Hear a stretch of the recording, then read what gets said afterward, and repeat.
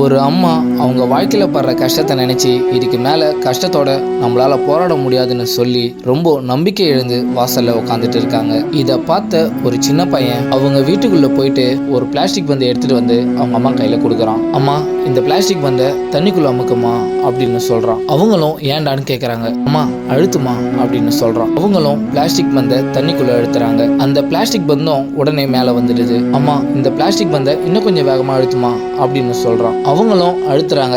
அந்த பிளாஸ்டிக் பந்து இன்னும் கொஞ்சம் வேகமாக மேலே வருது. அந்த சின்ன பையன் அவங்க அம்மா கிட்ட சொல்கிறான், இந்த பிளாஸ்டிக் பந்து மாதிரி தாம்மா நம்மளோட வாழ்க்கையும். நம்ம வாழ்க்கையில் கஷ்டம் நம்மளை எவ்வளோதான் போட்டு அழுத்தினாலும் நம்ம நம்பிக்கையோடு இருந்தோம்னா இந்த பிளாஸ்டிக் பந்து மாதிரி நம்மளும் மேலே வந்துட முடியும். கஷ்டத்தை நினச்சி உடஞ்சி போகிறத விட கஷ்டத்தை போக்க என்ன பண்ணலாம்னு யோசிக்கிறது நல்லதுமா. நீ எப்போல்லாம் நம்பிக்கை உடஞ்சி போய் உட்காரையோ அப்போல்லாம் இந்த பிளாஸ்டிக் பந்தை எடுத்து பாருமா அப்படின்னு சொல்கிறான். இந்த சின்ன பையன் சொல்கிறது உங்களுக்கு பிடிச்சிருந்தா மறக்காம ஒரு லைக் பண்ணுங்கள்.